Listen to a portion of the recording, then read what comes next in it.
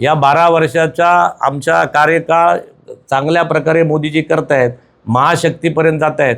हे विरोधी पक्षातल्या अनेक लोकांना पचन झालं नाही म्हणा. देशातल्या तर जनता सोडा, म्हणजे देशातले विरोधक सोडा, पण आता काही विरोधक परदेशात जाऊन सुद्धा मीडियाच्या माध्यमातून अशा गोष्टी करतायत.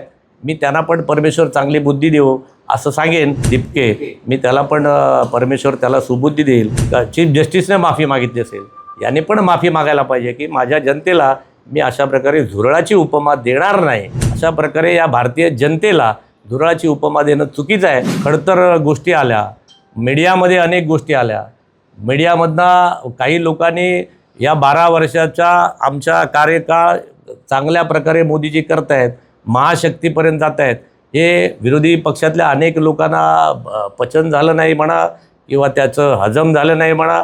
त्यामुळे देशातल्या तर जनता सोडा, म्हणजे देशातले विरोधक सोडा, पण आता काही विरोधक परदेशात जाऊन सुद्धा मीडियाच्या माध्यमातून अशा गोष्टी करतायत.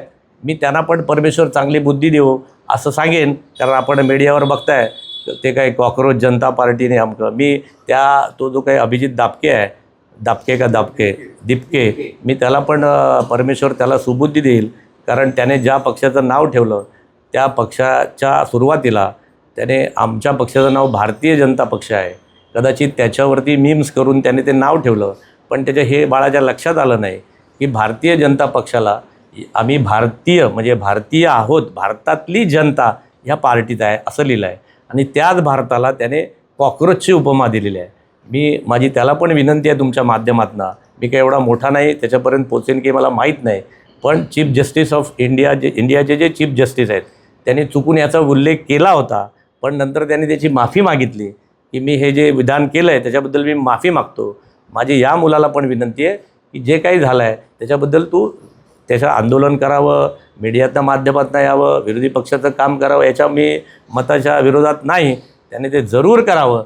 परंतु या भारताला, या भारतीय जनतेला अशा प्रकारे एका चीफ जस्टिसने माफी मागितली असेल, याने पण माफी मागायला पाहिजे की माझ्या जनतेला मी अशा प्रकारे झुरळाची उपमा देणार नाही. आमचा देश अनेक स्वातंत्र्य सैनिकांनी आम्हाला देशाचं स्वातंत्र्य मिळवून दिलं आहे. याच्यासाठी हजारो लोक शहीद झाले आहेत, हजारो लोक हुतात्मा झाले आहेत, हजारो लोक अजूनही सीमेवरती आपल्या प्राणाची आहुती देण्यासाठी तयार आहेत. अशा या माझ्या जनतेला, माझ्या सगळ्या सैनिकांना, या सगळ्या मंडळींना अशा प्रकारे या भारतीय जनतेला झुरळाची उपमा देणं चुकीचं आहे. त्यामुळे मी त्या बाळाला पण परमेश्वर सद्बुद्धी देवेल अशी प्रार्थना तुमच्या माध्यमातून करतो. आणि